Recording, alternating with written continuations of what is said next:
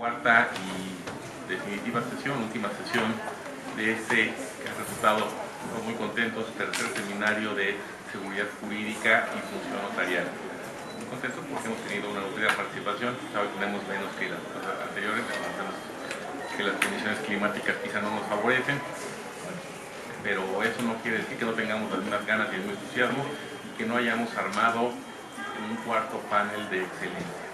Hoy nos acompañan en el panel, están aquí con nosotros dos egresados de nuestra facultad, un egresado de la Universidad Panamericana, dos colegas de demás míos, dos notarios, con esta idea que hemos tenido de enfocar el seminario hacia tópicos en materia notaria. A mi derecha está ahí la presento, para la cual pido un aplauso, está la doctora María de la Concepción Medina. María Concepción.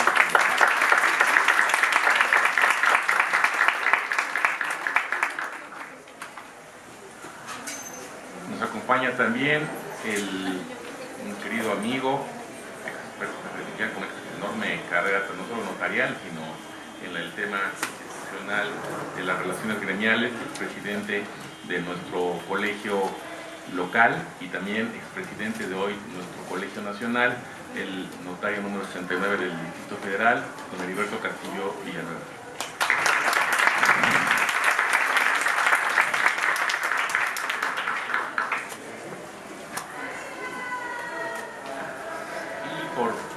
Y en representación de esta escuela que nos está dando mucha guerra en el tema de cuántos notarios nos quieren ganar el número de notarios de la Universidad Panamericana. Qué bien que tengamos competencia, nos encanta a los universitarios y nos hace echarle más ganas y más fibra. Joven notario, el notario 87, César Álvarez Flores.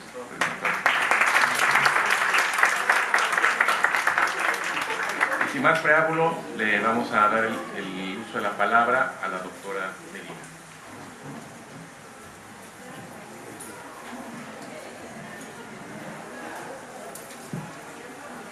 Muy buenas tardes a todos. Agradezco la invitación del Seminario de Derecho Civil, el Colegio de Notarios para el Distrito Federal de Ciudad de México y del Colegio de Profesores de Derecho Civil por la invitación a participar en este seminario. El tema de mi exposición se denomina Apuntamientos de Derecho Notarial Comparado. Son apuntamientos porque quiero hacer simplemente aproximaciones, anotaciones al tema. Yo no soy notario público, notaria pública, soy profesora de Derecho en esta facultad. En este tema vamos a ver que vinculamos dos ramas del derecho: derecho comparado y derecho notarial. Si nosotros nos aproximamos a lo que es el derecho notarial, vamos a encontrar diversas perspectivas. La primera, y quiero compartirlo con ustedes, es del Tercer Congreso Internacional de Derecho Notarial y Registral que tuvo lugar en 2010. Ahí participaron Argentina, Bolivia, Brasil, Ecuador y Perú. Y ahí tenemos una primera aproximación de lo que es derecho notarial, como el conjunto de disposiciones legislativas reglamentarias, usos, decisiones jurisprudenciales y doctrinas que rigen dos aspectos: la función notarial y el instrumento público notarial. Guillermo Cabanelas nos señala por su parte que el derecho notarial aborda los principios y normas reguladoras de la organización de la función notarial y la teoría formal del documento público. Para el notario Jorge Ríos Hellich, el derecho notarial es una rama del derecho público, ¿verdad? Ya no se refiere en primer lugar a normas o principios, sino directamente a una rama del derecho público, en donde el Estado encomienda la función notarial mediante patente a un particular.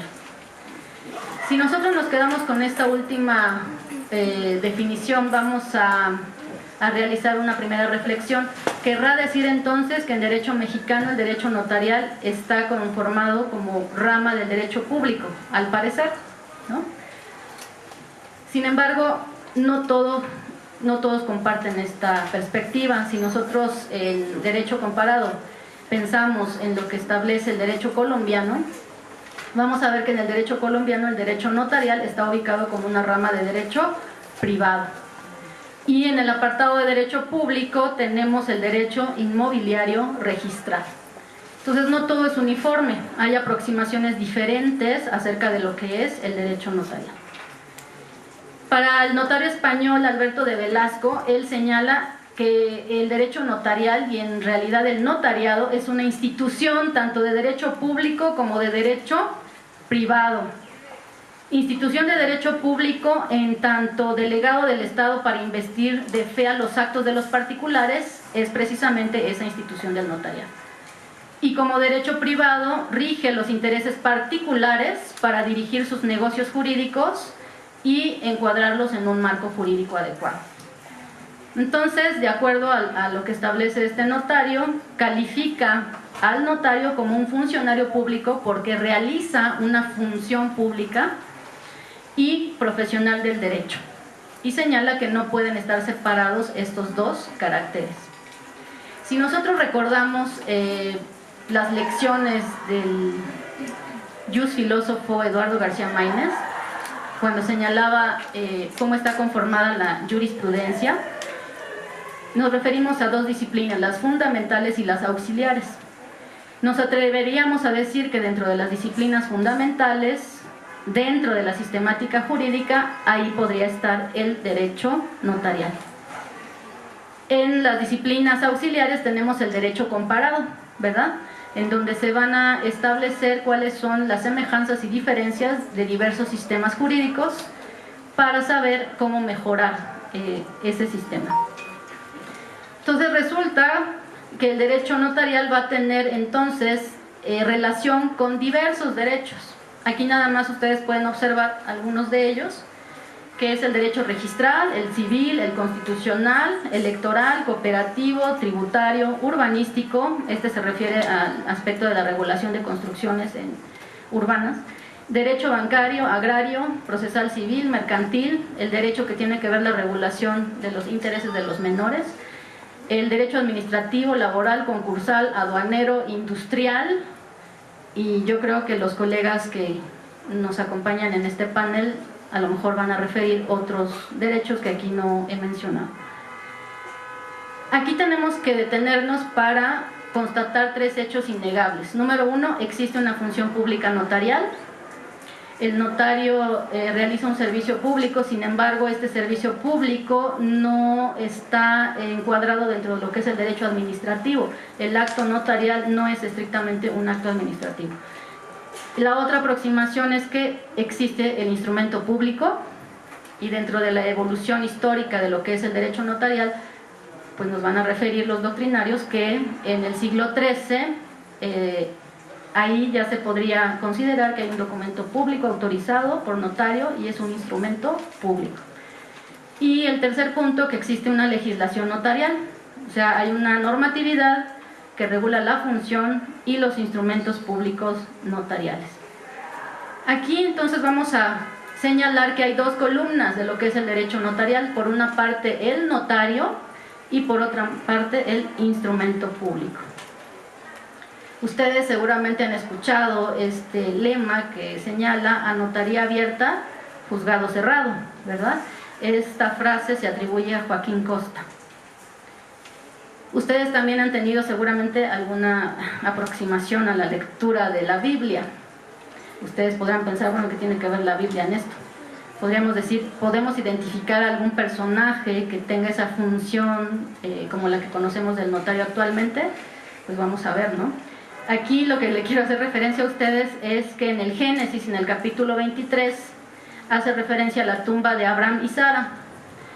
Muere Sara y Abraham quiere sepultar a Sara, pero no tiene un lugar donde hacerlo. Entonces se dirige a la comunidad hitita y habla con un representante que se llama Efrón.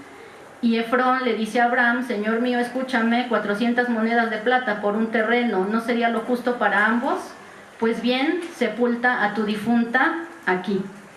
¿Y qué fue lo que hizo Abraham? Pues estuvo de acuerdo y pesó para Efrón, en presencia de la comunidad hitita, la plata que habían acordado. 400 piezas de plata en monedas de mercader. y de esta manera pasa a ser propiedad de Abraham. Esa era una cueva rodeada de árboles, con linderos, para que pudiera sepultar a Sara. Estamos refiriéndonos a un contrato de compra-venta. Y la pregunta será, sin mención de notario alguno, ¿verdad? Entonces no existe esa figura, al menos en el libro 1 de Génesis de la Biblia. Pero entonces, ¿cuál ha sido la evolución del notariado, con el notario como columna de este derecho? Pues sabemos que existen diferentes denominaciones y que la figura del escriba ha estado presente en diversas culturas, la egipcia, la palestina, la babilónica, hindú, entre otras. Partimos del año 2600 a.C., donde existe un escriba egipcio, agoránομos, ¿no?, que eran quienes redactaban los contratos. Avanzamos al escriba hebreo. En Grecia tenemos al logógrafo, apógrafos, mnemones. En Roma al escriba. Y aquí tenemos que hacer una distinción entre las etapas de la monarquía romana, en donde ahí hay un notarius como amanuense que tomaba los dictados. En la Roma clásica, el tabellarius, que se denomina a esa persona que realiza todo lo relativo a las cartas. El tabelio en la época justinianea. Esta palabra tabelio proviene del término tabela, que es la tableta donde se podía escribir en los comicios o tribunales. Avanzamos con Carlomagno como fundador del Sacro Imperio Romano Germánico, y en sus capitulares ahí cimenta y difunde la institución notarial. Lo hace esto en Francia. La primera cátedra notarial tiene lugar como Ars Notari en la Universidad de Bolonia en el siglo XIII. Así, este proceso del paso del simple amanuense al notario se señala que tiene una duración aproximada de 4000 años. Entonces, esta figura siempre estuvo presente al asentar por escrito acontecimientos importantes tanto de la vida pública como privada.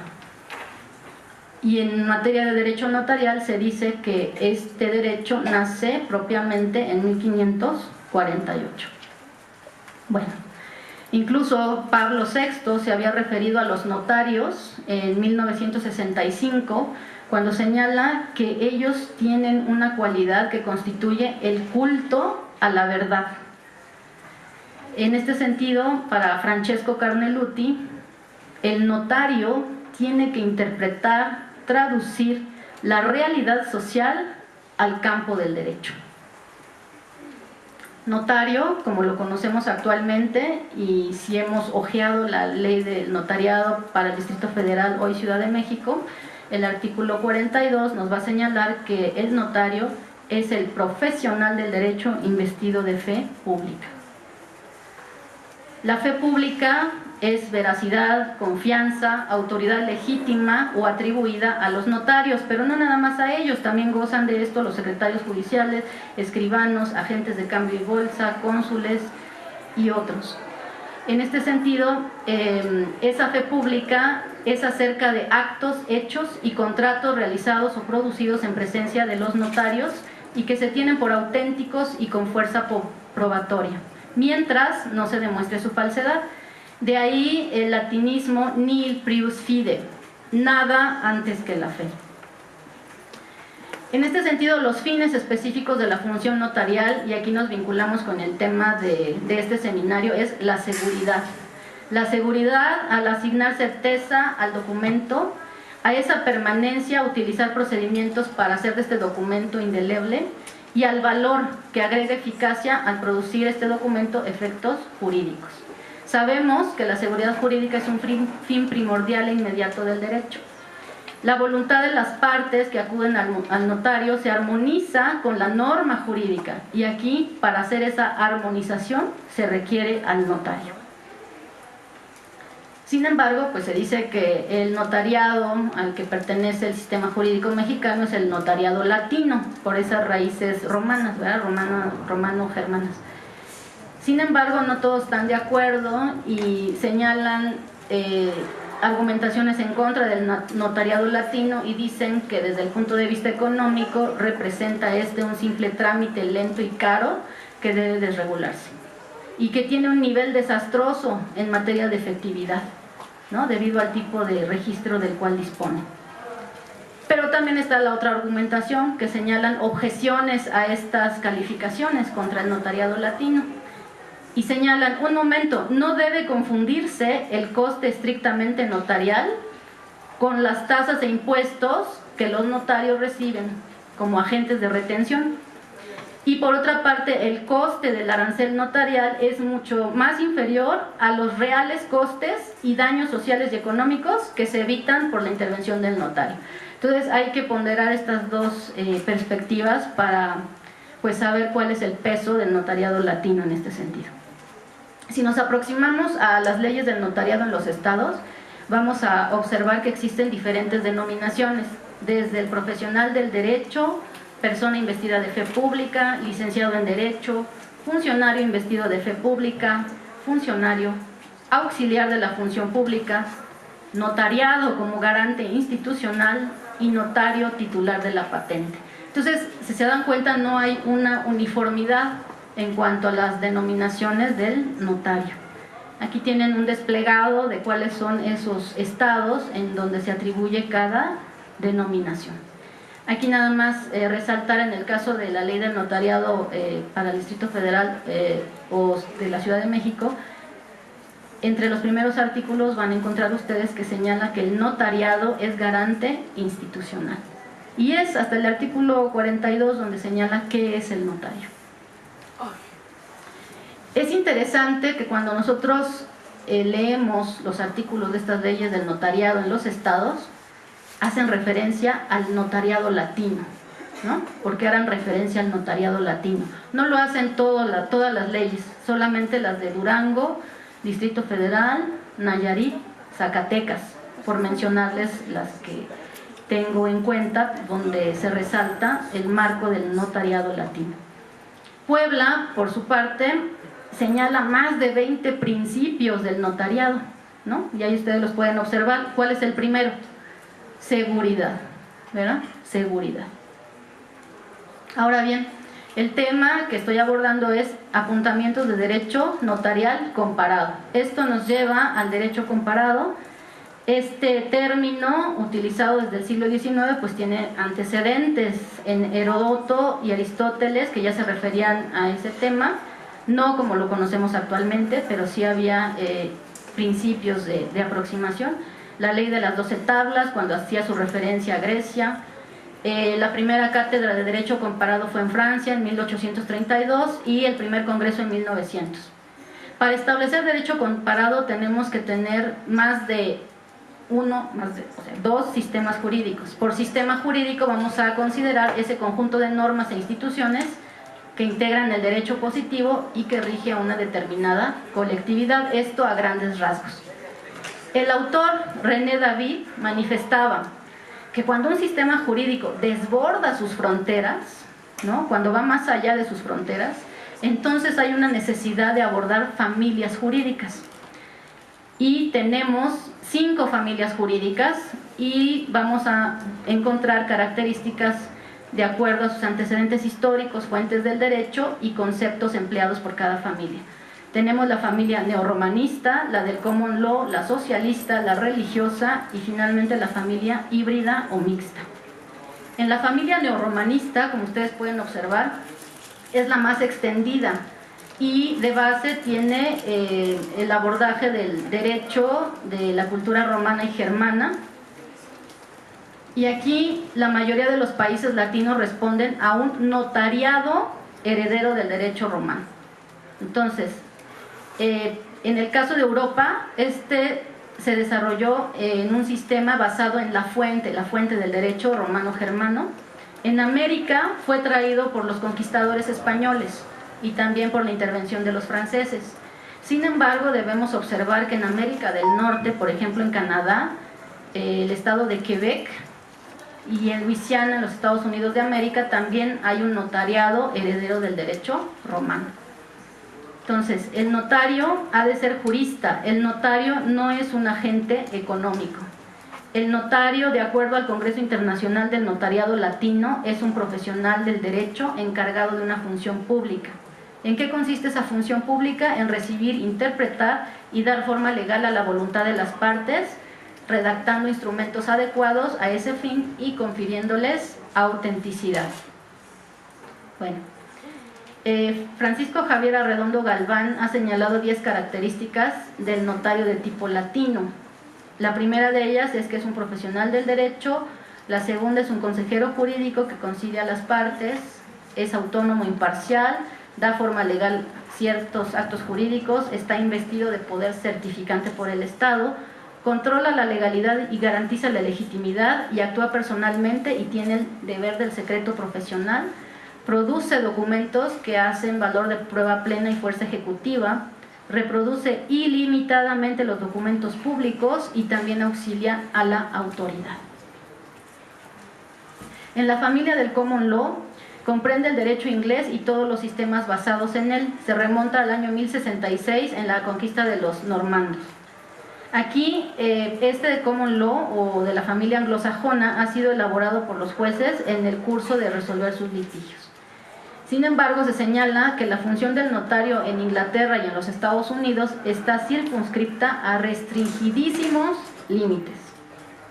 Por ejemplo, en los Estados Unidos de América no existe el concepto que podría denominarse forma obligatoria para valer de algunos actos jurídicos.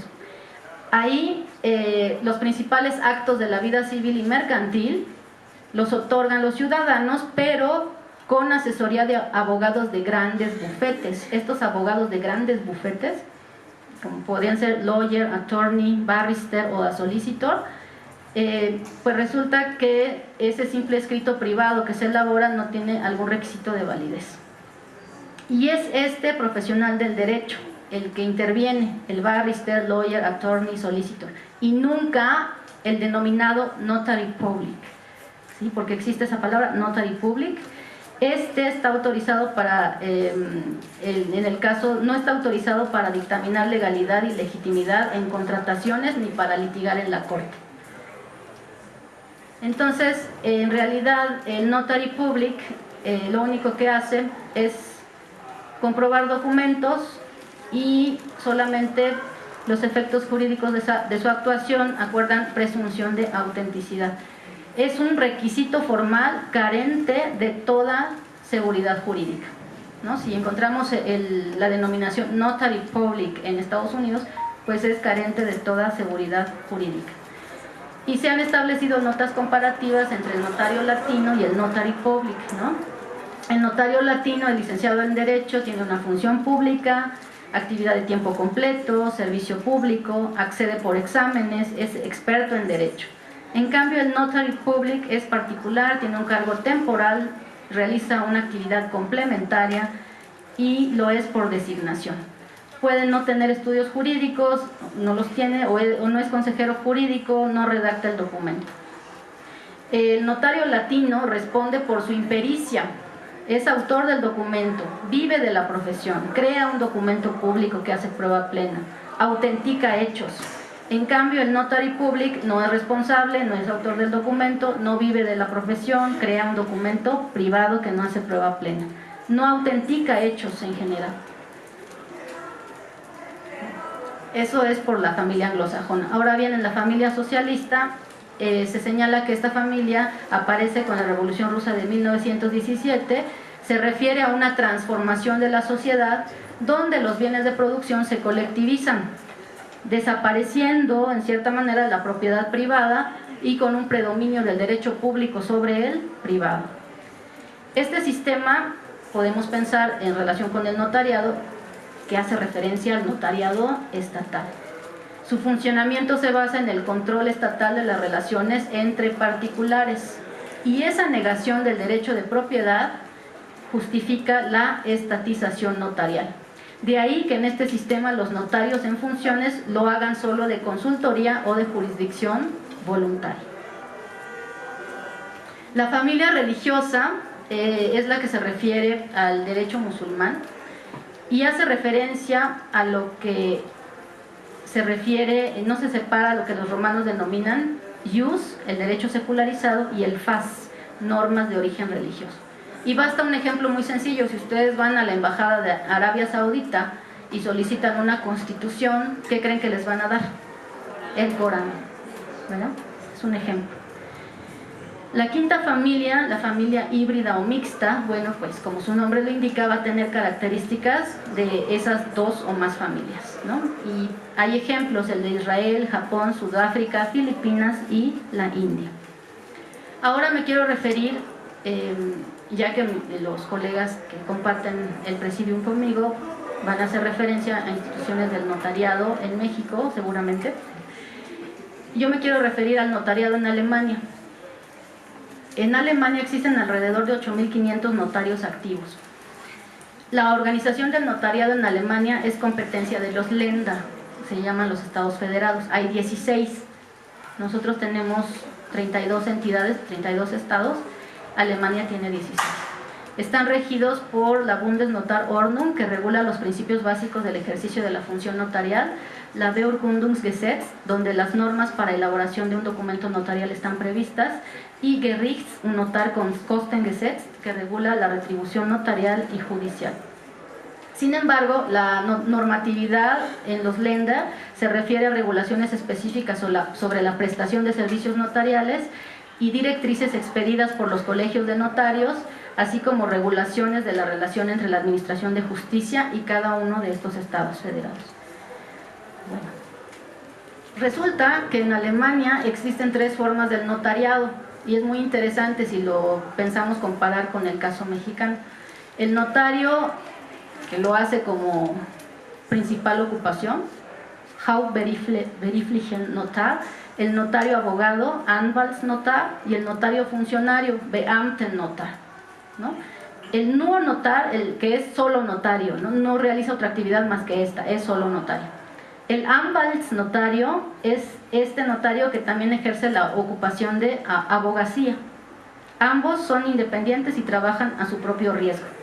Y el último, que es el Beamtennotar, es aquel que percibe ingresos por parte del Estado, ¿no? Y aquí tenemos un mapa donde ustedes podrán identificar en qué zonas de Alemania trabajan unos y otros. El que es solo notario trabaja en el este de Alemania, ¿no? El notario abogado en el oeste y el funcionario notario en la parte sur, en un Länder que se llama Baden-Württemberg. Y ahí en Baden-Württemberg subsisten los 3 tipos de notario, ¿verdad? Los 3 tipos de notario. Entonces es muy interesante esta aproximación de lo que es el notariado en Alemania. Interesante por la figura del que es solo notario y el notario abogado. Aquí ustedes pueden observar que puede existir colisión de intereses, que puede surgir. ¿Por qué? Porque el abogado notario, en su calidad de abogado, no puede representar los intereses de una parte, mientras que la calidad del notario abogado pues representa los intereses de la parte a la cual está defendiendo. Entonces, ¿cómo puede ser posible que en una persona estén las 2 funciones de notario y de abogado? Pues sí, esto es posible porque hay prohibiciones establecidas en la ley de lo que ellos realmente no pueden hacer, ¿no? No puede ser un notario y a la vez fungir como abogado. Si hace esto, hay una contravención a la ley y entonces hay destitución definitiva. Y bueno, aquí no me voy a detener demasiado en las distinciones entre notario en Alemania y notario público en Estados Unidos. Baste mencionar solamente algunas cuestiones.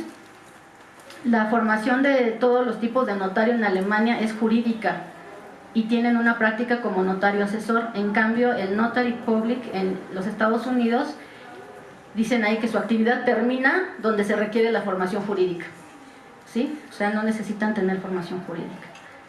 Aquí tienen ustedes toda una serie de actividades que puede realizar el notario alemán, desde los contratos de compraventa hasta declaraciones para el apoyo médico de inseminación.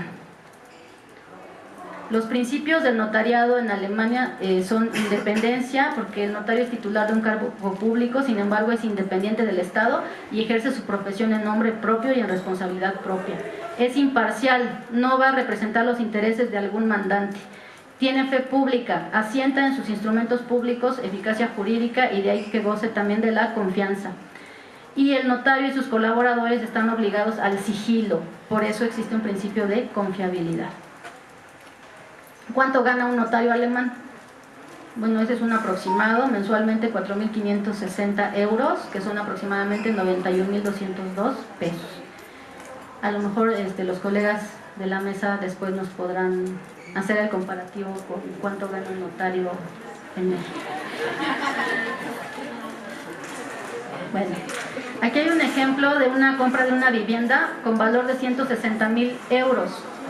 ¿Y cuánto correspondería al notario? Por certificación notarial, proyecto de contrato y consultoría, el notario se queda con 762 euros. En caso de autorizaciones y otras solicitudes, 190 euros. Supervisión y control de la venta, 190 euros. Entonces, en general, el notario en Alemania ha generado un ingreso de 1.143 euros. Cuando se realiza el abordaje de algún instrumento público que involucra una compra de vivienda con un valor de 160.000 euros. Pues resulta que el 1 de agosto del 2013 se expide una nueva ley que se llama Gerichts- und Notarkostengesetz, la ley de los costos notariales y judiciales, y aquí hay unos ingresos extremadamente elevados para el notario alemán. De un negocio con valor de 300.000 euros, y me refiero al negocio jurídico, el notario obtiene por Gebühr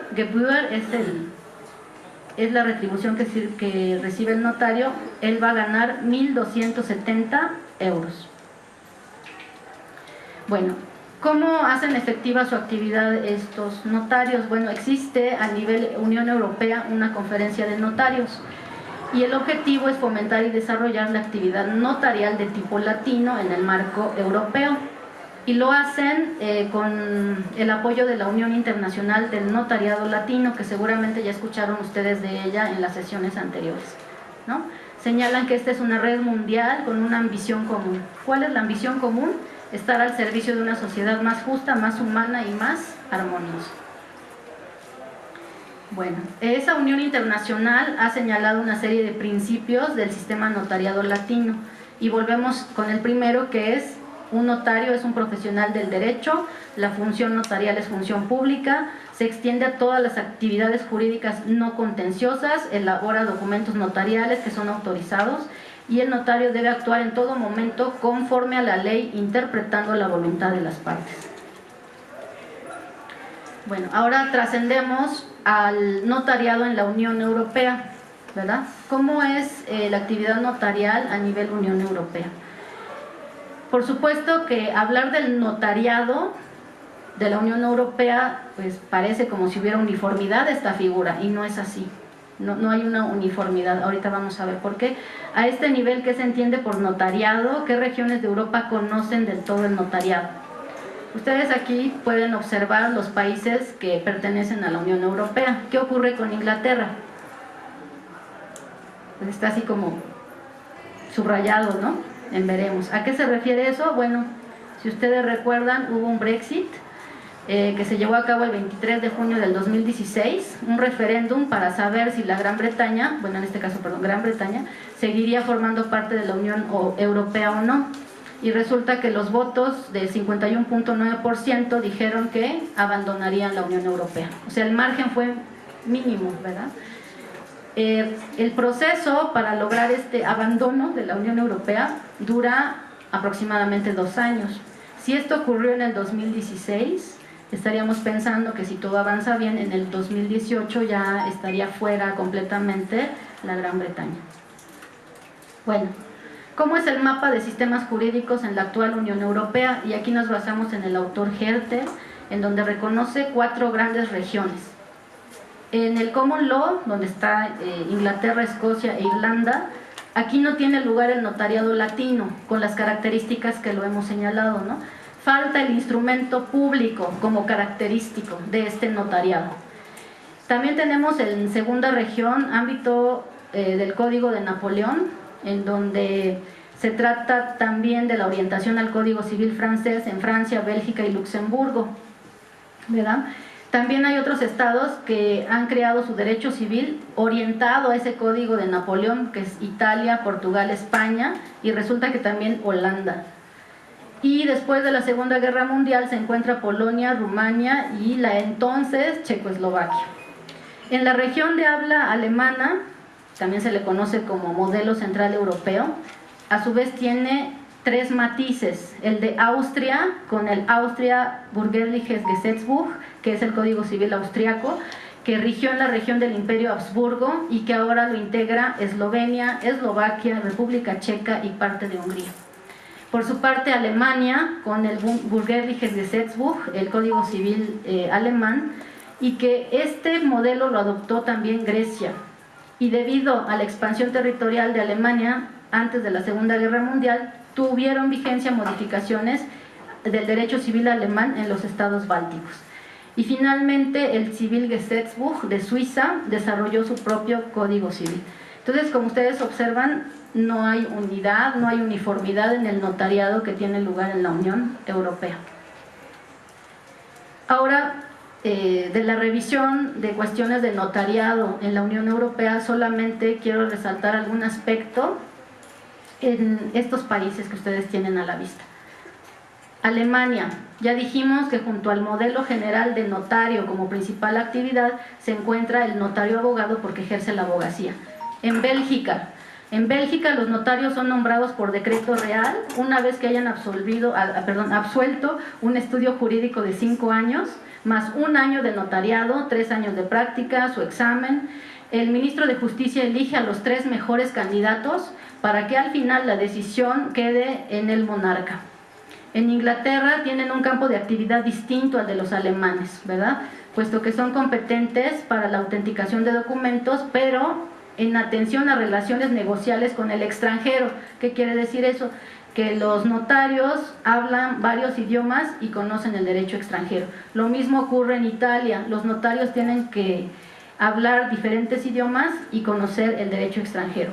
En Francia existen 2 vías para ser notario: una formación práctica en un centro de formación notarial o bien a través de la universidad.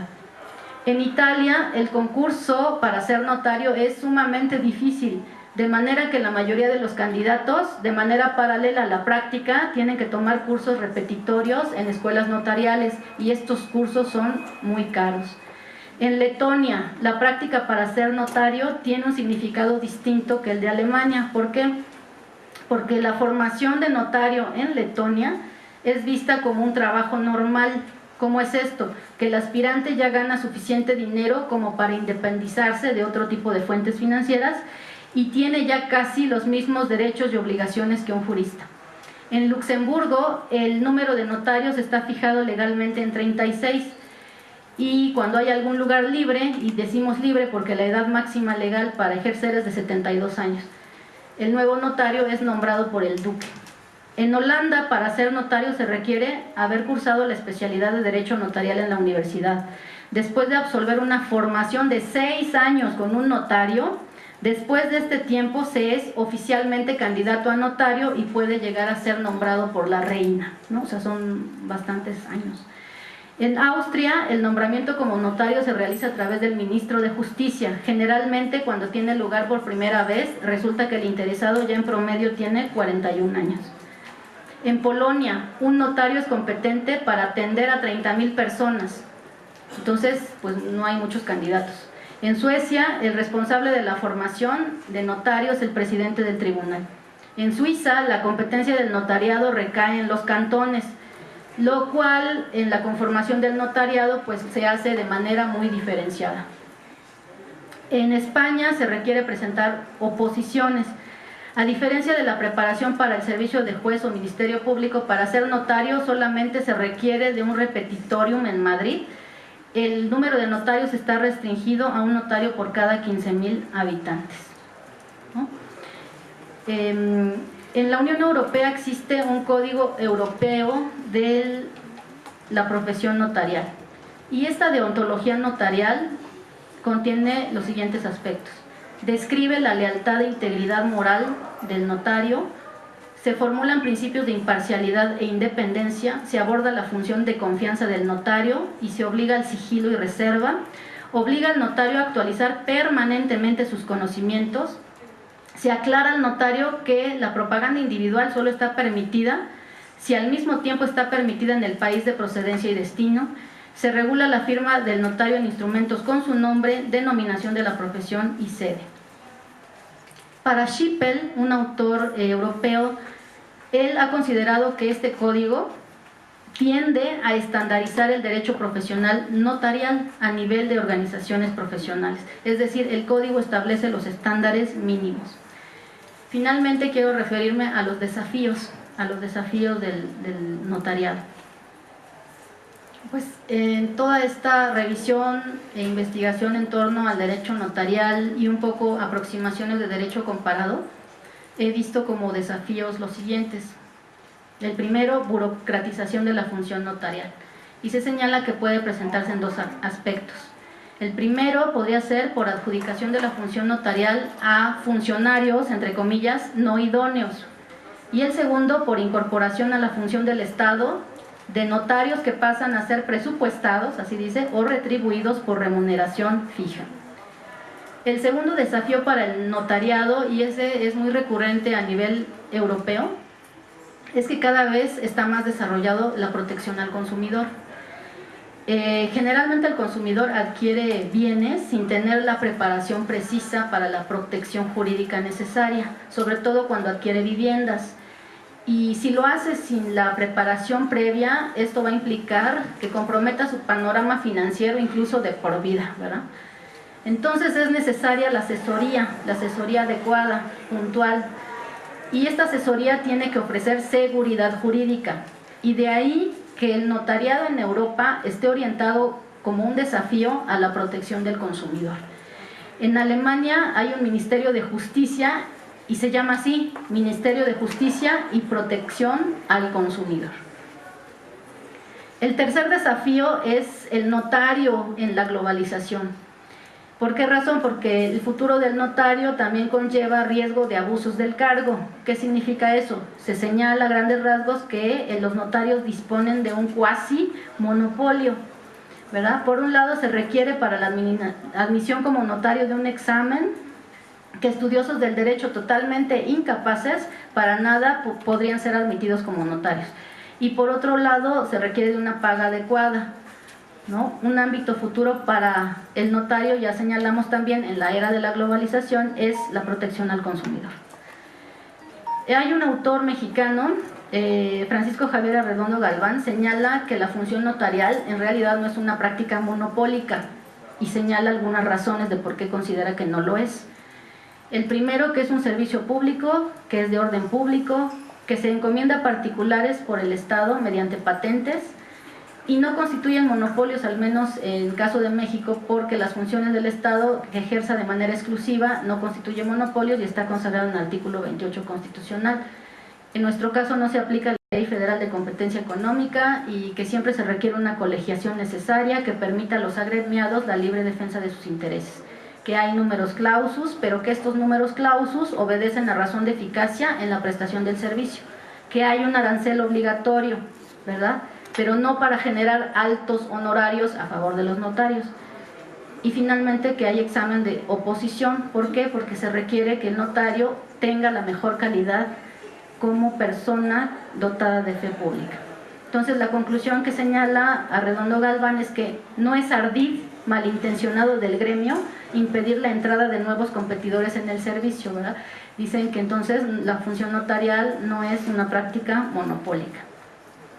El cuarto desafío, y aquí yo lo traje al caso porque hubo una decisión del Tribunal de la Unión Europea, esta decisión fue del 2011 y señala que los Estados miembros de la Unión Europea no deben reservar el acceso a la profesión del notariado a sus propios nacionales, ¿no? Si ustedes leen la ley del notariado para el Distrito Federal, señala que para ser aspirante a notario tiene que ser mexicano de nacimiento. Y en la Unión Europea la decisión del tribunal señala que, y esta decisión fue especialmente en contra de los estados de Alemania, Bélgica, Grecia, Francia, Luxemburgo y Austria, porque estos estados reservaron el acceso a la profesión de notario a sus nacionales. Las consecuencias de esta decisión del Tribunal Europeo, pues en realidad todavía no son del todo previsibles. Los alemanes, ante esa decisión, lo único que han externado así a grandes rasgos es el fortalecimiento del cargo público en interés común, ¿sí? En interés común. Entonces, ¿cuál sería el impacto de que en un estado el notario no sea nacional? ¿Verdad? ¿O tiene impacto para la seguridad jurídica? Gracias.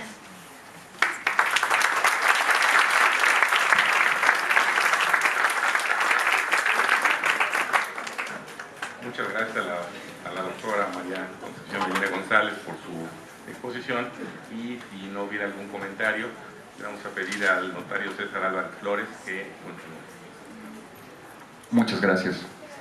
Primero que nada, agradecer la invitación que me hace la máxima casa de estudios. Es para mí un verdadero placer estar por primera ocasión en esta casa de estudios, después de la buena experiencia que he tenido de compartir con pues, colegas, amigos y diversos pasantes que han tenido la oportunidad de elaborar con nosotros. Muchas gracias a los integrantes del Presidium. Para mí, al establecer este seminario, la certeza jurídica y la intervención notarial es para mí un tema importante por la trascendencia social que tiene el mismo. Las reformas que recientemente fueron publicadas en la Gaceta Oficial de la Ciudad de México referentes al régimen de propiedad en condominio. ¿Por qué la trascendencia de estas reformas? Porque tenemos que estar conscientes que la Ciudad de México, finalmente, para que pueda crecer y pueda dar la oportunidad de vivienda para todos sus integrantes, se han dado cuenta que la única forma que tiene para poder dar la posibilidad de tener una habitación es a través de los regímenes de propiedad en condominio. Es decir, ya no hay espacios por los cuales alguna persona pueda tener una casa propia, sino que los espacios pues, se tienen que extender hacia arriba. No hay más. Y lo hemos visto como colonias han crecido exponencialmente a través de desarrollos habitacionales, donde nosotros hemos visto grandes y grandes desarrollos. ¿Qué fue lo que pasó? Lo que pasó es que esta exigencia o demanda que hubo por parte de los habitantes de la Ciudad de México provocaron que constructores de alguna manera excedieran en los límites que tenían para poder llevar a cabo sus desarrollos. Y ustedes escucharon una serie de notas periodísticas, notas en periódicos, donde decían que iban en contra de ciertos constructores para inclusive demoler edificios o demoler pisos o hacer acciones para que pudieran estos constructores regularizarse. Esto provocó que hubiera ciertas inclusiones en la ley para poder establecer más candados, desde mi punto de vista, mayor regulación desde el punto de vista administrativo, para que se pudieran constituir estos regímenes de propiedad en condominio. Sin embargo, estas reformas, si me voy a centrar en solo algunos puntos de estas reformas, que me parecen las más trascendentes, no vieron una realidad que hay donde el legislador consideró que todas las viviendas que se están haciendo son viviendas nuevas y no contempló qué pasa con aquellos casos en los cuales las viviendas o los edificios ya fueron construidos. ¿Qué pasa con aquellos edificios que fueron construidos al amparo de leyes administrativas que estaban vigentes en los años 70? ¿Qué pasa con aquellos edificios o viviendas que fueron construidos en los años 80, 90?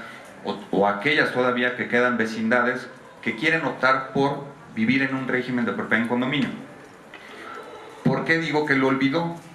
Porque si bien es cierto que la ley del régimen de propiedad en condominio establece que se pueden constituir sobre vivienda nueva en proyecto o ya construida, uno de los requisitos para poder constituir el condominio que nos exige a nosotros los notarios es que cuenten con una manifestación de construcción. Esta manifestación de construcción únicamente la pueden obtener aquellos constructores que estén haciendo nuevos proyectos.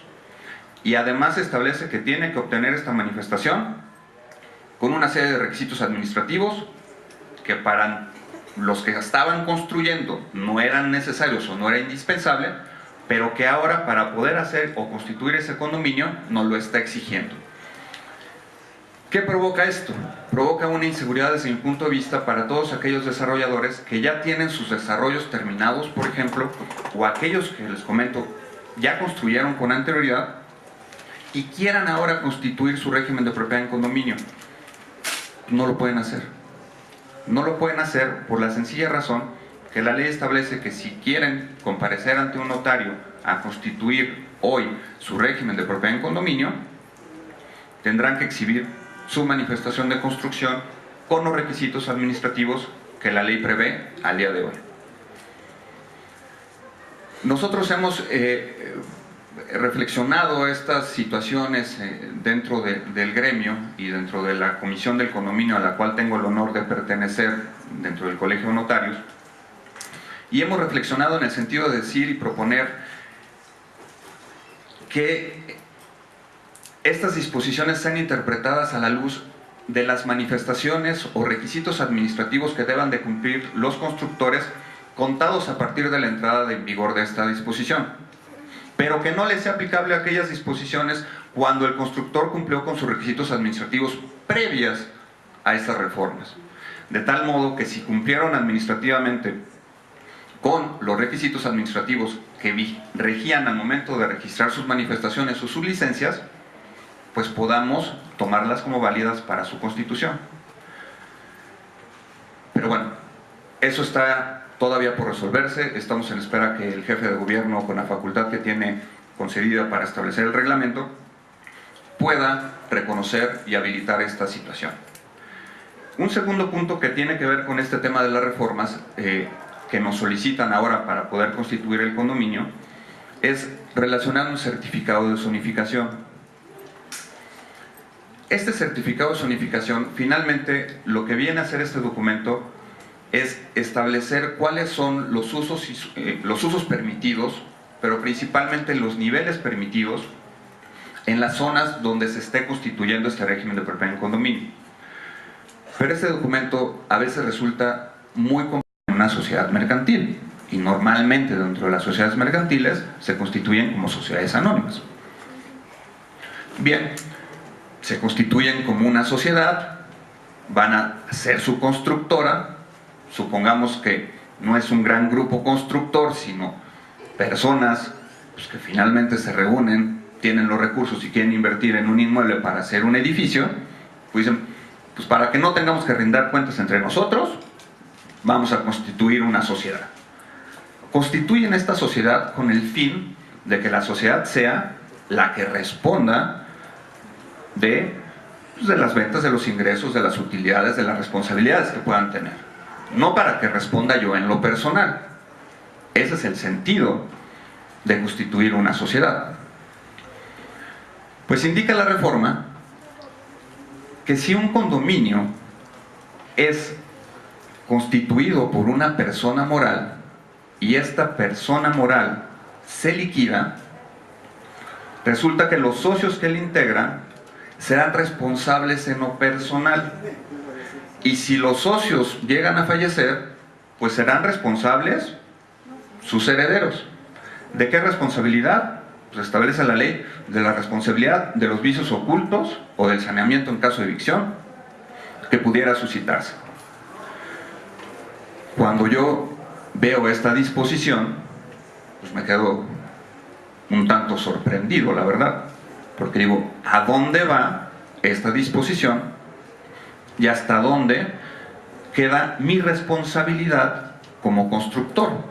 Poniéndome en el lugar del constructor, cosa que no estoy haciendo, pero ustedes han escuchado una doctrina, lo que se le conoce como el velo corporativo.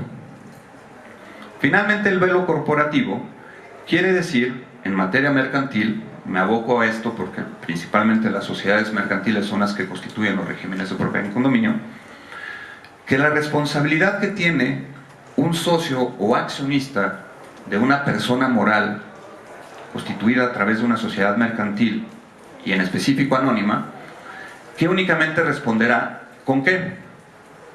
Con su aportación, y responderé con mis utilidades, y en caso de liquidación responderé ¿con qué? Con la cuota de liquidación que me corresponda, pero no más allá. Esta disposición va en contra, desde mi punto de vista, de la responsabilidad que establece la ley de sociedades mercantiles para aquellas sociedades que se han constituido precisamente con este fin o con este objeto. Y tal parecería que estamos ante una figura no del velo corporativo, sino de lo contrario, de la develación corporativa. Este tema de la develación corporativa ha sido muy discutido si las sociedades pueden o no pueden en determinados casos responder sus socios o accionistas en determinados casos en específico. Porque hay casos en los cuales quieren interpretar o decir: tú únicamente te constituiste como sociedad para que no me respondas. Pero hay muchos otros casos en los cuales los hacen realmente con el sentido de decir: pues me voy a constituir, voy a hacer el condominio, voy a vender y ya no tengo otra cosa más que hacer. Ya formalicé, ya vendí todas las unidades, no tengo ninguna necesidad de seguir teniendo la sociedad. Tal parecería que esta disposición dice: pues tendrás que tenerla, la sociedad, hasta que no termine tu plazo y tu obligación de cumplir con todas tus obligaciones y responsabilidades, y si te liquidas, pues ahora tú me vas a responder en lo personal. Desde mi punto de vista, es muy discutible que un socio accionista tenga esta responsabilidad en lo personal cuando las leyes mercantiles establecen otro régimen de responsabilidad. Esta situación sí me parece muy importante porque podría traer a la luz otra vez disposiciones que fueron propuestas en el año 2002 por parte del Senado del Partido Acción Nacional en aquella época, donde querían proponer una ley donde se pudiera develar este velo corporativo que tienen muchas sociedades en algunos casos y determinados casos en específico. Y esta propuesta de ley establecía que, por ejemplo, si la sociedad realizaba actos ilícitos, si la sociedad únicamente fue constituida para evitar responsabilidades por parte de los accionistas, para realizar fraudes en contra de acreedores, pues entonces sí se podía solicitar la intervención del órgano jurisdiccional para que quitara ese velo corporativo, y entonces sí los socios o accionistas tuvieran la obligación de responder. Pero esa propuesta ahí quedó como propuesta. Ahora, con esta inclusión, posiblemente existan otra vez tesis jurisprudenciales que salgan en ese sentido y posiblemente vuelvan a activar esta situación para llegar a formular o regular cuál es la responsabilidad, hasta dónde llegaría la responsabilidad y qué tanto, en algún caso de fraude o en algún caso de mala fe, pudieran los socios o accionistas responder en específico por las construcciones, por las áreas que hayan realizado tal vez de manera incorrecta. Me permito leer la parte conducente. Si el propietario fuera una persona jurídica, cada socio que lo integre o cada persona física que lo hubiera integrado, disuelta que fuere, asumirá individualmente la responsabilidad que por su naturaleza a cada uno le resulte aplicable. En caso de fallecimiento, la responsabilidad la asumirá su respectivo patrimonio representado por el albacea correspondiente, o en su caso, su heredero. No solamente entonces es en lo personal, sino además va a trascender, incorrectamente dice la ley, el patrimonio representado por el albacea, porque bueno, podemos discutirlo, pero pues, una sucesión como tal pues, no tiene personalidad jurídica y por ende pues, no es representado por un albacea. El albacea tendrá unas funciones, estará legitimado para realizar actos, inclusive asumiendo el patrimonio de la sucesión, pero no representa a un patrimonio. Pero me parece que estas reformas provocarán, desde mi punto de vista, una reflexión más exhaustiva por parte de los legisladores al momento de regular este tema del régimen de propiedad en condominio, y provocará también por parte de nosotros realizar estudios más a fondo, realizar estudios donde podamos nosotros delimitar cuál es nuestra responsabilidad, qué es lo que tenemos que revisar, cuál es el sentido de estas disposiciones, si creen o consideran que los constructores están realizando las cosas de manera ilícita o no, si hay necesidad de vivienda, dónde se puede permitir, dónde no se puede permitir. Y lo más importante para mí es que exista una coordinación entre los diferentes órganos de gobierno, porque en la intervención de la Constitución del régimen de propiedad en condominio intervienen tanto órganos, digamos, locales o delegacionales, donde son los que autorizan estas manifestaciones y ellos ya revisaron y verificaron toda esta información, pero hay otros órganos que vamos a hablar a nivel ahora estatal o de la entidad federativa Ciudad de México, como pudiera ser CEDUBI, por ejemplo, que tienen otras facultades para revisar las autorizaciones que dieron a nivel delegacional. Y si la delegación, no obstante que revisó todos los parámetros que tenían para poder llevar a cabo la autorización, no cumplió con determinadas normas, pues resulta que autoridades de la entidad federativa, en este caso la Ciudad de México, pueden sancionar y pueden llevar a un riesgo patrimonial a los que ya compraron. ¿Cuál es ese riesgo patrimonial? Que si la CEDUBI, que si la Procuraduría Ambiental, por ejemplo, deciden que no cumplieron con determinados ordenamientos o disposiciones, pueden mandar estos folios a la llamada custodia. ¿Qué significa esto de la llamada custodia? Pues significa que tu inmueble pues casi sale del tráfico jurídico, porque no vas a poder realizar nada respecto del mismo hasta que no se regularice eso. Y hay casos que están siendo revisados por parte del registro público, donde las autoridades han solicitado la custodia, pero resulta pues que esos edificios ya fueron vendidos en su totalidad, por ejemplo. Pues el que compró pues confió en que la delegación hizo las cosas bien, que el constructor pues, dio sus avisos, que el notario constituyó el condominio, que se hizo la compraventa. Finalmente tiene todos los elementos para ser un adquirente de buena fe. Esto es lo que buscan estas disposiciones. Esta reforma tendrá que ser revisada puntualmente y sobre todo tener atención a cuáles van a ser las reformas que se pudieran hacer desde el punto de vista reglamentario o decretos que pudieran emitir las autoridades para aclarar todos estos puntos. Quisiera agradecer de nueva cuenta su atención y la invitación que me dieron para poder participar en este seminario. Muchísimas gracias.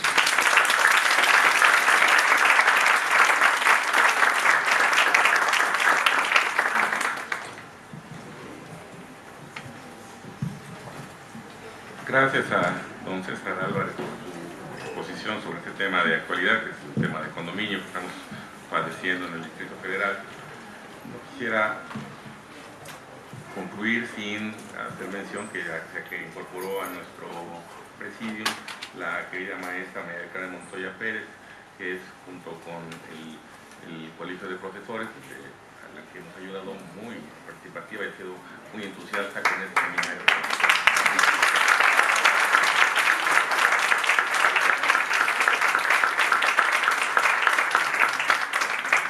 Bueno, vamos a la última charla. Si no hubiera, insisto, algún comentario, le vamos a conceder la palabra al notario Heriberto Castillo Villanueva. Muchas gracias, buenas tardes tengan todos ustedes. Agradezco a la Facultad de Derecho que me hayan invitado, les reconozco que organicen este tipo de actividades donde se traten temas interesantes, temas de actualidad, temas algunos de ellos inclusive de debate, pero precisamente este tipo de foros es para eso, para confrontar ideas, para participar, para dar una exposición o dar puntos de vista. Muchísimas gracias. Quiero decirles que hay dos cosas que me llenan de orgullo en la vida profesional. Una de ellas es ser notario de la Ciudad de México y la otra es ser egresado de la Facultad de Derecho de la UNAM.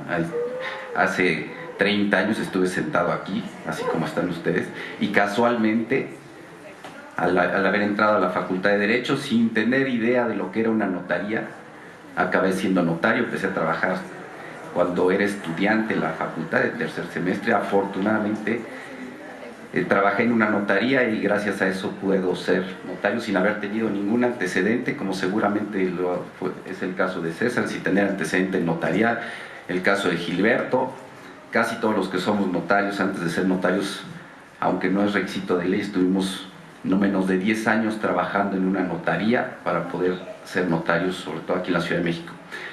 Les agradezco sobre todo a ustedes su participación, el estar aquí en una tarde con mucha lluvia, pero con interés precisamente de conocer estos temas y de poder analizar algunos de ellos. Yo me voy a referir básicamente al examen de oposición en la Ciudad de México. El examen de oposición es el examen que se tiene que presentar para poder obtener la patente de notario aquí en la Ciudad de México. Este examen aquí en la Ciudad de México lleva más de 70 años. En la ley de 1946 se implementó el sistema del examen de oposición y desde entonces para acá vamos a cumplir 71 años, o ya tenemos 71 años del examen de oposición aquí en la Ciudad de México. Y a lo largo de toda la historia de estos 70 años se ha demostrado que el mejor medio para el acceso a la función notarial es el examen de oposición. El examen de oposición en la Ciudad de México es ejemplo de las demás legislaturas en los estados de la República y es una referencia obligada en la Unión Internacional del Notariado a la que pertenece México. La Unión Internacional del Notariado agrupa a los notariados con un sistema semejante al de México. Obviamente están los franceses, están los alemanes, están los italianos, están los españoles, a los que se refirió la doctora Medina hace un momento. Agrupa casi a 90 países en el mundo y con la población de esos 90 países en el mundo, 3/4 partes de la población de este mundo está bajo un sistema de corte latino con un sistema parecido al que tiene México. La otra parte del mundo está en un notariado anglosajón, básicamente influenciado por los Estados Unidos, por los ingleses inclusive, donde tienen un régimen jurídico muy distinto, muy distinto al que tenemos en México y al que tenemos en los países de corte latino. De México para abajo, hasta la Tierra del Fuego en Argentina, tienen un sistema parecido al de nosotros. O sea, toda América, salvo Estados Unidos y una parte de Canadá. Ya lo mencionó la doctora hace un momento. Algunos estados en Canadá tienen un sistema semejante o igual al que tenemos en México de cómo funciona o cuál es la función del notariado. ¿Cuál es la importancia para la sociedad de que haya un notariado preparado? La sociedad requiere de seguridad jurídica en determinados actos privados y estos actos privados que la ley califica cuáles son los que deben pasar ante el notario, no todos los actos, pero algunos de los actos que la ley considera que son de los más importantes o trascendentes para la vida de las personas. El testamento, por ejemplo, dice que pasa ante un notario. El notario es un perito en derecho que asesorará a la persona para que haga un testamento correctamente.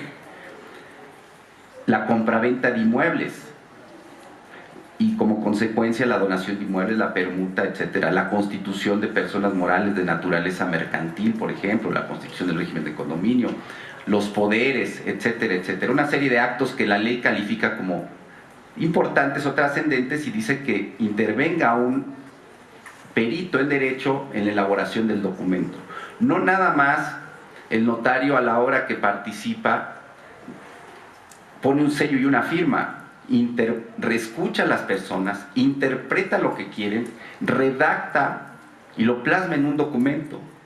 Y muy diversas leyes le imponen al notario obligaciones accesorias como consecuencia de los actos que realiza. Ejemplo, en la compraventa de un inmueble se pide que el notario pague los impuestos de esa operación de compraventa del inmueble, que le pague a la tesorería de la Ciudad de México, en los municipios a las tesorerías municipales. Como comentario al margen les quiero decir que lo que recaude el notario para el Estado y particularmente para los municipios en el impuesto de adquisición de inmuebles, es el segundo mejor ingreso que tienen los municipios y de lo que viven. Eso lo recauda el notario. ¿Quién le da la cara a la sociedad de que está cobrando caro? El notario, pero el dinero se va a la tesorería. El primer ingreso para los municipios es el impuesto predial. El segundo ingreso para los municipios es el impuesto de adquisición de inmuebles. Aquí en la Ciudad de México se recaudan casi 5,000 millones de pesos sin que mueva la tesorería de la Ciudad de México un dedo para recaudar 5,000 millones de pesos. El notario los cobra y se los entrega a la tesorería de la Ciudad de México. La tesorería de la Ciudad de México recauda 1,400 millones de pesos de derechos de registro público de la propiedad vía los documentos notariales que se ingresan al registro para que se hagan las inscripciones respectivas. De tal forma que les pongo dos ejemplos, pero también les puedo hablar del impuesto sobre la renta, una parte del impuesto sobre la renta por enajenación de bienes, un impuesto sobre la renta por adquisición de bienes que se tiene que entregar a la tesorería de la federación y que recaude el notario, y que el notario es el que tiene que cobrar el impuesto para enterarlo.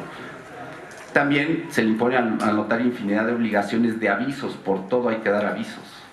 Y ahora con las famosas leyes, o la famosa ley antilavado, de todo hay que estar reportando las operaciones respectivas. El notario se vuelve garantía de legalidad, de que las cosas que se están haciendo están conforme a derecho. Les voy a poner un ejemplo muy sencillo.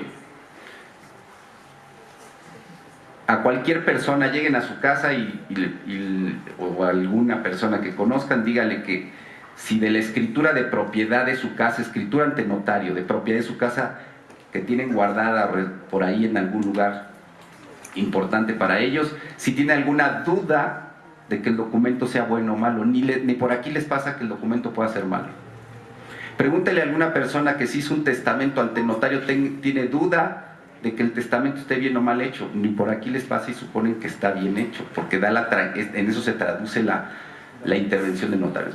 Si alguien otorgó un poder ante notario, pregúntele si tiene dudas de que el poder esté bien hecho o no. Si constituye una empresa ante un notario, si tiene duda de que esté bien hecho o no. No hay duda.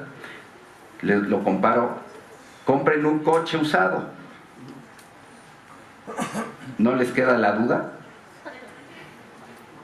¿Quién interviene en eso? No hay un control del Estado. Hay unos registros que si no se registra el automóvil a nombre del propietario, no hay consecuencia, no pasa absolutamente nada. Y la duda está en que si el coche que compramos tiene una lícita procedencia o no, no hay ningún control. Algo parecido por la forma de ser de nosotros sucedería si en la compraventa de inmuebles no interviniera el notario. Son ejemplos para que veamos la importancia y para que aparentemente la intervención del notario se vuelve de poner un sello y una firma. Eso no es así. Hay todo un control de legalidad en la intervención del notario. El notario representa al Estado en el otorgamiento de la fe pública y garantiza la autenticidad de los hechos que presencia. En ese sentido, la labor del notario constituye la base de la seguridad jurídica y fomenta una convivencia armónica y pacífica entre los mexicanos. Yo les puedo decir que en términos sencillos, la intervención del notario se vuelve o se traduce en paz social. El Estado tiene la obligación de garantizar la seguridad a la población. Es una de sus principales obligaciones. Hablo seguridad social, hablo seguridad jurídica, hablo seguridad pública, todo el ámbito como género de seguridad. Le corresponde al Estado. Y díganme ustedes si no, el Estado nos ha quedado a deber. Los que podemos, pagamos 2 veces o 3 veces la seguridad. Les voy a poner un ejemplo. Pagamos con nuestros impuestos la seguridad, o con nuestros impuestos paga la seguridad pública en las vialidades. Cualquiera que tiene alguna posibilidad, en su casa se ponen de acuerdo los vecinos y cierran la calle y pagan un vigilante. Estamos pagando doble. Si vive uno en condominio, paga uno la vigilancia del condominio. En las oficinas públicas y privadas, el mismo Estado lo padece, tiene que contratar seguridad. Y entonces pagamos 2 veces la seguridad con nuestros impuestos y además la seguridad cuando tenemos. Pagamos 2 veces o en algunos casos la educación, los servicios, por ejemplo, de educación. Las personas que tienen posibilidades mandan a sus hijos a las escuelas privadas. Si todos mandáramos a nuestros hijos a las escuelas públicas, colapsaríamos al Estado. No tiene posibilidad de darnos lo pagamos 2 veces, pagamos con nuestros impuestos. Y lo peor de todo es que ese gasto de educación que pagamos de escuelas privadas no es deducible, es deducible en una parte ridícula. Debería ser. Los servicios médicos. Cualquiera que tiene posibilidades lo que hace es pagar un seguro de gastos médicos mayores, en la medida de las posibilidades. Si todos utilizáramos los servicios médicos que proporciona el Estado, colapsaríamos nuevamente al Estado. Ese seguro de gastos médicos tampoco es deducible, lo pagamos 2 veces. Entonces aquí en este país pagamos muchas veces 2 veces las cosas. Dentro de esos ejemplos que les pongo de seguridad hay un rango que es la seguridad jurídica. Y dentro de ese rango de seguridad jurídica que debe proporcionarnos el Estado, existe una pequeña vertiente, una rama que es la seguridad jurídica que proporcionan los notarios. Yo con toda tranquilidad les digo, y alguien me podría cuestionar porque soy notario y por eso lo digo, pero yo diría, por la tarea encomendada a los notarios, a la institución notarial en este país, particularmente en la Ciudad de México, no hay queja como toda institución humana, podrá haber algún elemento que no haga las cosas correctamente, pero eso es de las instituciones humanas. La institución notarial, la tarea encomendada por el Estado a nosotros, los notarios, está cumplida cabalmente. No hay queja. Una escritura, de todas las escrituras públicas que se otorgan en esta Ciudad de México, se cuestionan en juzgados el menos del 1%, y de ahí a que se pierda el asunto porque el instrumento esté mal hecho, no es ni la mitad, ni siquiera llega a la mitad de ese porcentaje mínimo, menos del 1% que se cuestiona. Lo que quiero decir con estos ejemplos es que la tarea encomendada a los notarios se ha cumplido a cabalidad por parte de los notarios, por eso la propia ley reconoce que el notariado es una garantía institucional. Cuando el notario se asegura de que cada acto que realiza un ciudadano ante él reúne los requisitos que establece la ley, está colocando un ladrillo más en la certidumbre jurídica. Ya lo mencionó la doctora Medina hace un momento, que el notario es un profesional del derecho investido de fe pública por el Estado y tiene a su cargo recibir, interpretar, redactar y dar forma a la voluntad de las personas, conferir autenticidad y certeza jurídica, y todo esto lo plasma en un instrumento notarial. En razón de las consideraciones anteriores, es de suma importancia desde mi punto de vista que las personas que pretendan prestar el servicio notarial demuestren tener los conocimientos, la experiencia, el criterio jurídico, el oficio, la prudencia y en general el buen oficio para poder ser notario. Esto se puede lograr solamente de una manera, a través de los exámenes para poder llegar a ser notario aquí en la Ciudad de México. En la Ciudad de México existen 2 exámenes, uno de aspirante y uno de posición. En ambos exámenes se califican 2 pruebas, una prueba práctica y una prueba teórica. En la prueba práctica se le da al sustentante en un sorteo de 20 sobres al azar. Sale un caso práctico que es propuesto por el Colegio de Notarios, aprobado por la autoridad, y el sustentante tiene 6 horas para redactar un instrumento, llevando todos los libros, todas las leyes que quiera, excepto libros de formularios, con la ayuda de una persona que le ayude a escribir. Tiene que dar un pliego de razonamientos de por qué dio la solución que dio, y es examinado por 5 sinodales. Esto no ha variado en 71 años. Siempre han sido 5 sinodales los que han examinado en los exámenes de aspirante y en los exámenes de oposición, y es la manera de poder conocer el oficio de la persona. Pero además de la prueba práctica existe una prueba teórica, que además es pública, Cualquiera de ustedes puede ir al colegio de notarios, que no, ahí son los exámenes, puede ir al colegio de notarios. No sé si ahora hay examen, pero frecuentemente hay exámenes en el colegio de notarios de aspirante y de oposición, y la prueba teórica cualquiera de ustedes puede ir y podrá ver, el mismo público se puede dar cuenta si va a estar reprobado o no el sustentante. Del examen se da uno cuenta, no nada más el sínodo, sino el público que asiste. Se vuelve muy interesante el ejercicio. Por curiosidad, acérquense un día a ver los exámenes y verán el rigor de los exámenes y lo más importante, la transparencia de los exámenes.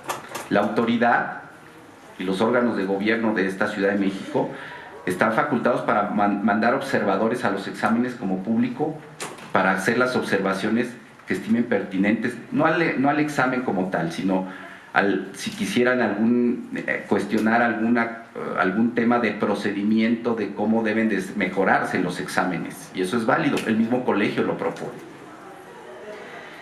Todo esto le sirve, o para poder examinar a una persona, al jurado le sirve para poder llegar a una valoración, pero les voy a decir que le sirve más al sustentante.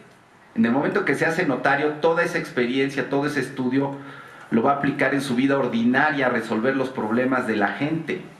Necesita ser una persona preparada, con la gran ventaja de que el notario es un profesional del derecho, perdón que lo diga, altamente capacitado, que lo mismo atiende a una persona muy exitosa de negocios. Imagínense los negocios de este país, los grandes negocios de los grandes empresarios de este país, pasan por un notario.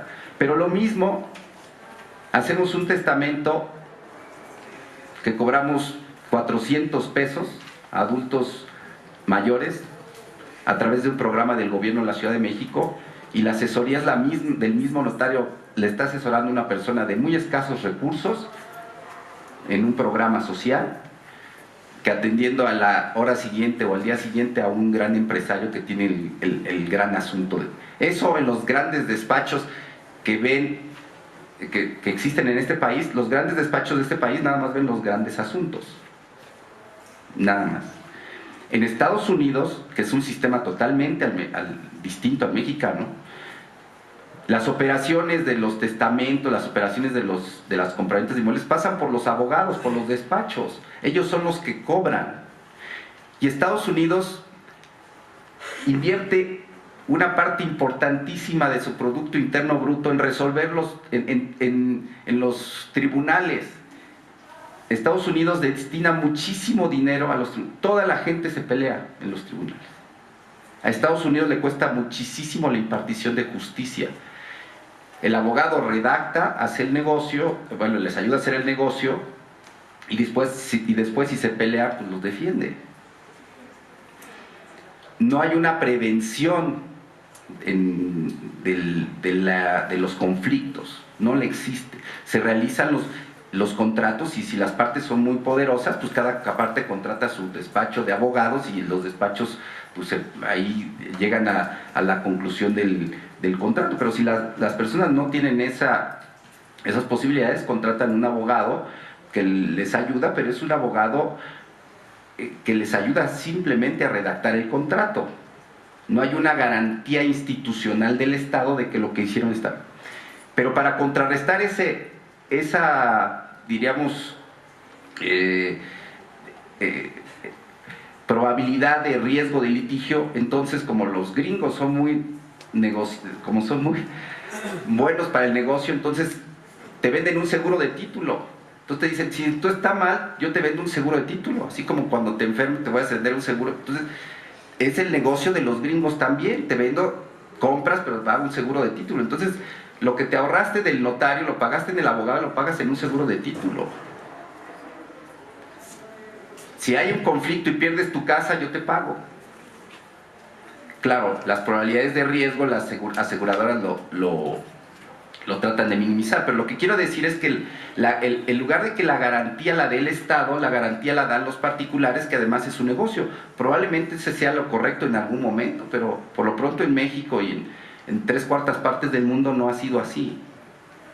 Y el otro tema es que, y bueno, pues es que está de moda el tema de Estados Unidos, el otro tema es que Estados Unidos quiere, y por eso las críticas a todos los, pero lo mismo critican al sistema mexicano que al francés, que al alemán, que a los italianos, a los españoles, porque ellos lo que quieren es llegar y estar cómodos en cualquier país a donde vayan y que las leyes de sus países sean iguales en todos lados y que las leyes les apliquen y los protejan en todos lados donde anden ellos.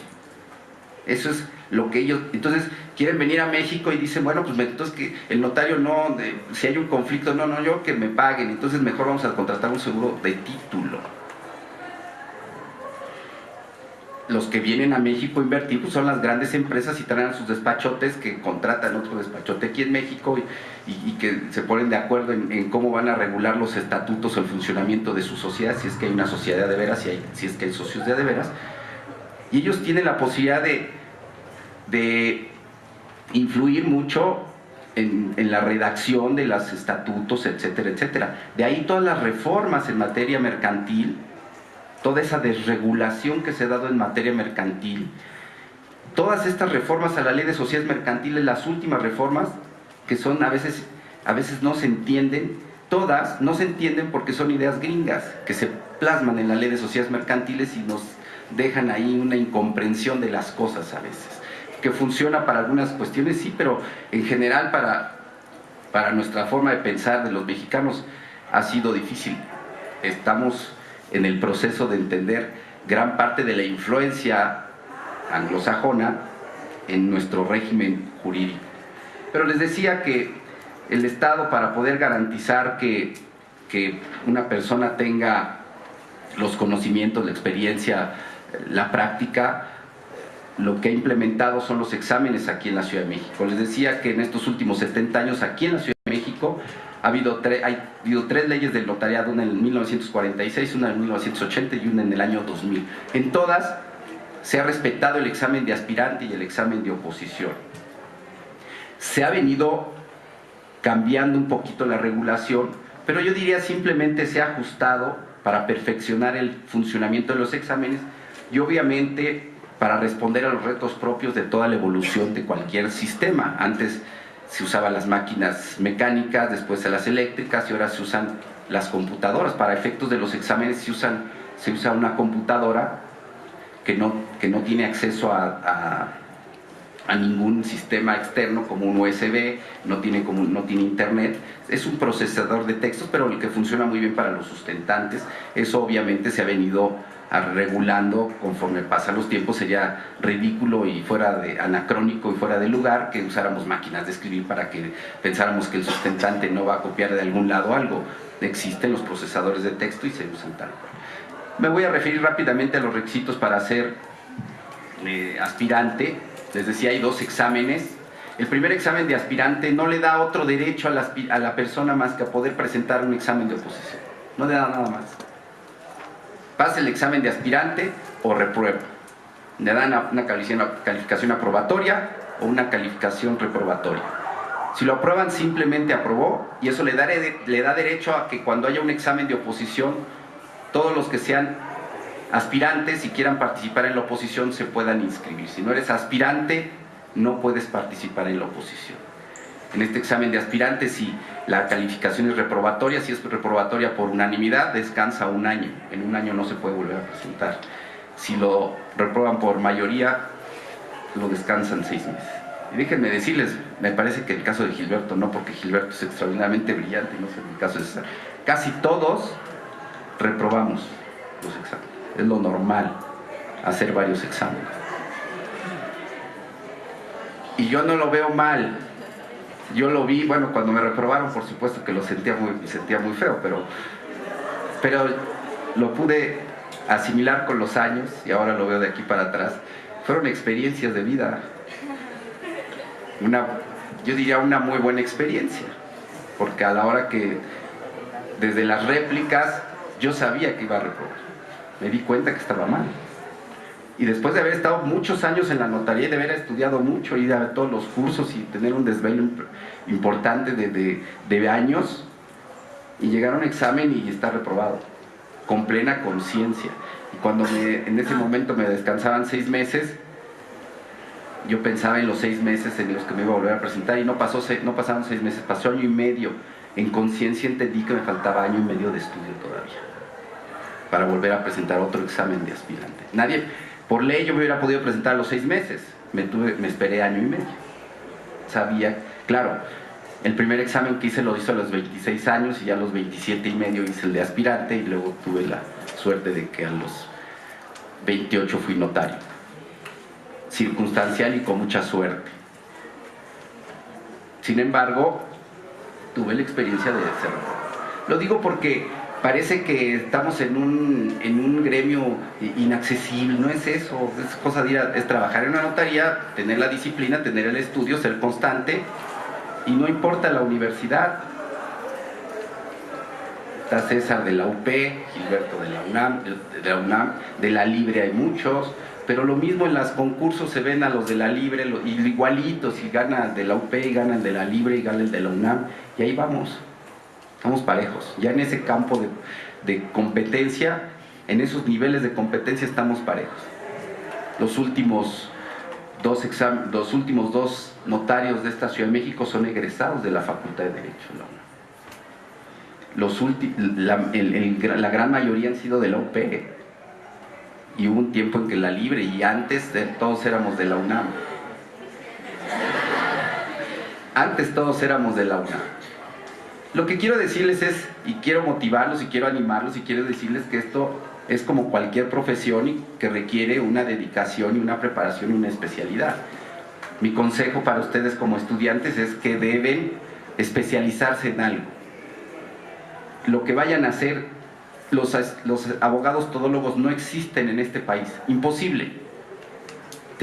Se debe tener una especialidad para poder ser competitivo y para poder ser un verdadero profesional del derecho en el área que nos corresponde. Mi consejo sería ese. Voy a hacer unas reflexiones rapidísimas de lo que es el examen de aspirante, o los requisitos para ser aspirante mexicano por nacimiento. Déjenme decirles que en el Tratado de Libre Comercio, el que está en cuestionamiento, que ahorita Trump quiere cambiar y deshacer, hay una reserva para que los notarios en este país sean exclusivamente mexicanos.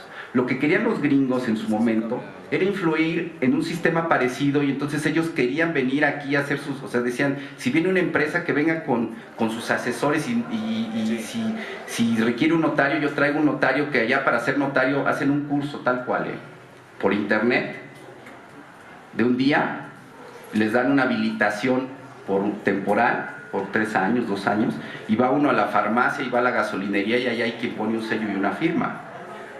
Y entonces decía, yo quiero hacer mis negocios con mis grandes despachos, venir con mis despachos y venir con mi estructura, y pues quiero tener inclusive notarios gringos. O sea, yo lo que les decía, los gringos quieren sentirse cómodos donde estén parados, donde vayan quieren sus reglas, que sus leyes se les apliquen a ellos, y véanlos, y bueno, pues esa es una virtud que tienen, véanlos, siempre son muy seguros, donde quiera que andan ellos se sienten muy muy seguros de sí mismos. Entonces de esa seguridad se las proporciona en gran parte ese nacionalismo que tienen, pero además pues su sistema, el Estado, y que ellos quieren influir en todo.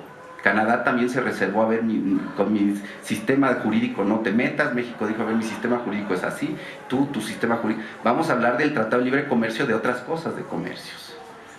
Pero bueno, lo que les quiero decir es esto, que tenemos grandes diferencias. Para ser aspirante se requiere una edad mínima de 25 años de edad y no más de 60 años para ser aspirante. Se requiere estar en pleno ejercicio de sus derechos y facultades físicas y mentales, gozar de buena reputación personal, honorabilidad profesional, no ser ministro de culto, ser abogado. Actualmente se pide una práctica de 12 meses como requisito, en algún momento fueron 8 meses. Yo les diría que 12 meses nadie se hace con una práctica.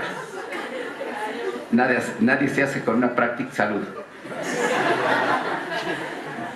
Nadie se hace notario en esta Ciudad de México con una práctica de 12 meses. No voy a dar el nombre, pero pero hay uno de los últimos notarios, bueno, los últimos notarios de 2 años para acá, se pasó 17 años haciendo exámenes, abogado de la libre, muy buen profesionista, muy buen notario, no sorteaba el examen, no tenía, le faltaba algo al sortear el examen, pero fue constante y se hizo notario. La regla es que todos los que nos hacemos notarios los últimos años no estamos menos de 10 años en una notaría trabajando. No es requisito de ley, el requisito de ley son 12 meses. En la vida práctica son 10 años como promedio. Habrá notarios de menos. Gilberto es de los que menos años estuvo, menos de 10 años antes de ser notario. Gilberto es egresado de la Nacional y es de los notarios más brillantes que tenemos en la Ciudad de México, igual que César. Gilberto tiene una mente privilegiada. Ya lo hablamos. Bueno, es para hacer más ameno esto y porque estábamos como muy tristes, estábamos como apagados, es para que se relajen. Y obviamente aprobar el examen, ya les dije las reglas del examen, es un examen, el de aspirante empieza, para el sustentante tiene que invertirle por lo menos de puro examen 8 horas y media de examen, 6 para elaborar el caso práctico y 2 y medio para las réplicas. Inmediatamente que termine el examen práctico empiezan las réplicas con 5 sinodales. Los requisitos para obtener la patente de notario: obviamente ser aspirante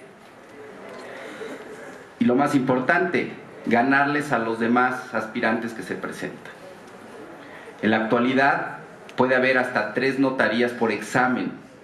Esa es una reforma del año 2012 para acá. Antes era un examen de oposición por notaría, entonces hacía un poco más difícil la competencia. No sé en tu caso, César, ¿cuántos aspirantes había? ¿Cuántos notarios? ¿Cuántos presentaron el examen? ¿Y cuántos fueron notarios? 3.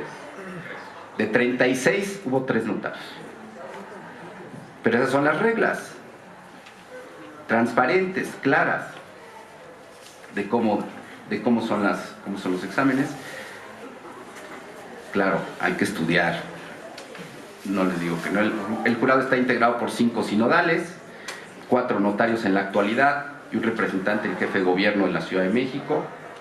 Ya les dije las características del examen, con 20 sobres, las 6 horas, el pliego de razonamientos, que la prueba teórica es pública. En el examen teórico se dan las interpelaciones por los sinodales para forjarse un criterio cierto de la idoneidad, la preparación, el criterio jurídico, el oficio, la práctica notarial y la prudencia con la que se desarrolle el sustentante. Eso solamente se puede calificar vía un examen. Ya les di los tipos de calificación, el de aspirante, de oposición.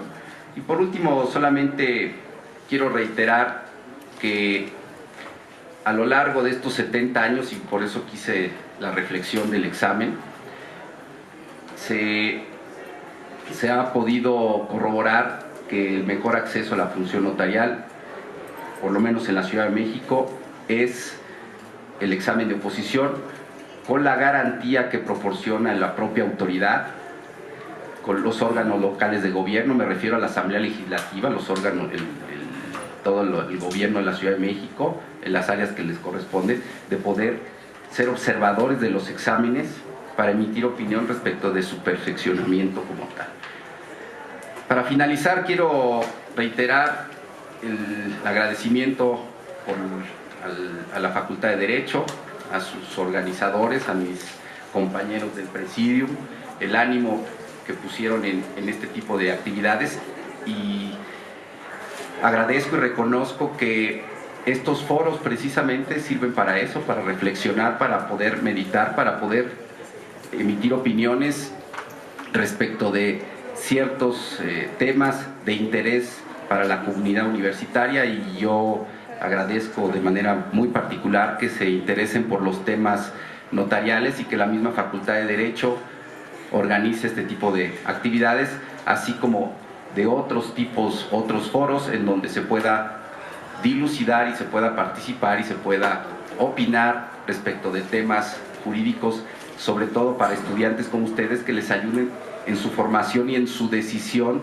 de las áreas o de la actividad a la que se quieran realizar, y esto les da una perspectiva de las distintas opciones que pueden tener para desarrollarse profesionalmente.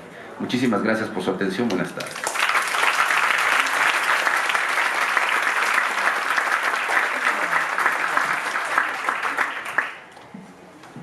Muchas gracias, Heriberto.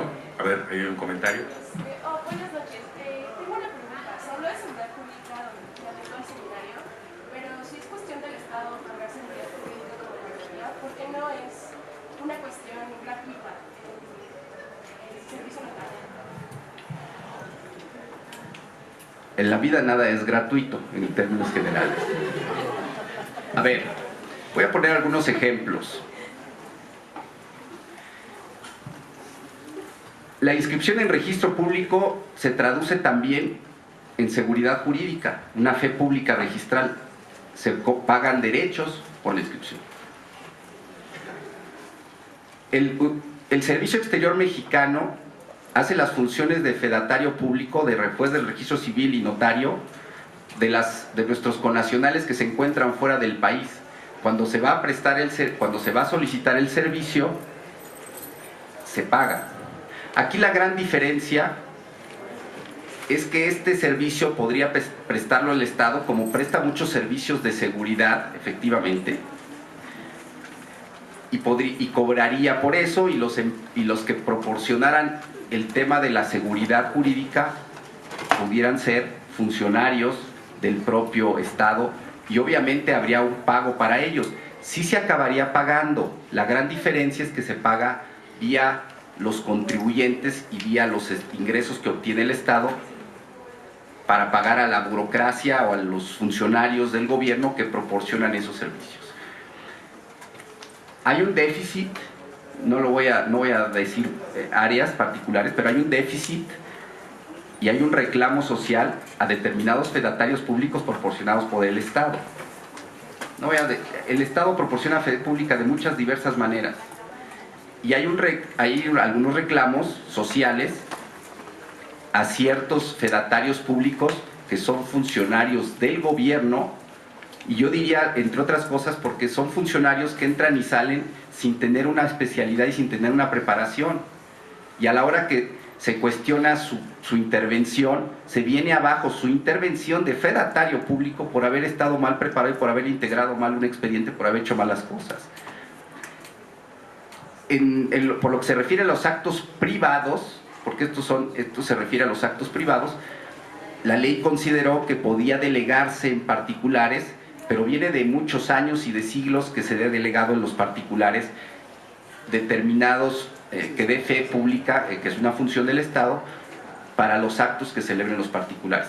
Y reconociendo precisamente que debe de haber un servicio de accesibilidad de la función notarial, es que el Colegio de Notarios martes, miércoles y jueves de 4 a 6 de la tarde da asesoría por 4 notarios gratuito, y en los programas sociales donde el gobierno nos pide o nos dice necesito que me ayudes a atender estas necesidades de la sociedad, apoyamos testamentos de 400 pesos, que 400 pesos no es ni la entrada al cine en un día jueves con palomitas, se gasta uno mucho más, y cobramos 400 pesos. Esto es, nosotros, el gremio notarial reconoce también esa necesidad de la sociedad, y hay acceso a cualquier notario de la Ciudad de México vía esos programas o vía el Colegio de Notarios, en donde reconocemos que hay necesidad de la gente y que no tiene para pagar, y la asesoramos también en razón de esa actividad. Gracias. Muy bien, bueno, pues tema siempre hablar, por eso he tenido tanto éxito en seminario, tercer seminario. No me resta más que agradecerles a todos los que han estado presentes, a los que estuvieron aquí las 4 sesiones. Rápido comento que aquellos que tengan derecho a constancia en un poquito de tiempo a la maestra Montoya y yo que organizamos nuestras listas, y vía el seminario ahí se entregarán. Además de eso, darle las gracias a nuestro director. O sea, para el que no lo sepan, nuestro director es notario también y está muy interesado en estos temas. De hecho, él presume con mucho orgullo porque antes de la entrada en funciones de nuestro director, que tiene un año, tenía un buen rato que no había notarios de la Facultad de Derecho, y casualmente llega un notario a la facultad, tenemos 2 notarios. La notaría, quedó como abierta la pregunta de la maestra Medina, ganamos muy poco, somos sufridos empleados particulares, somos los únicos profesionales que estamos sujetos a un arancel, como bien lo comentó la doctora, y lo que puedo decir de mi experiencia en la notaría rápidamente es que es una profesión liberal que me permite, 1, realizarme, estar aquí con ustedes, 2, marcar mis propios ritmos de trabajo. Todos tenemos en la vida un jefe, pero en esencia, pues gozamos de cierta independencia, y 3, pues si no comete uno y no nos cambia la ley y no comete uno una tarugada, pues tenemos chamba hasta que nos muramos. Creo que eso puede ser quizá un aliciente más para que piensen en la notaría. No es fácil, eso sí, el tema no es fácil, pero es una opción.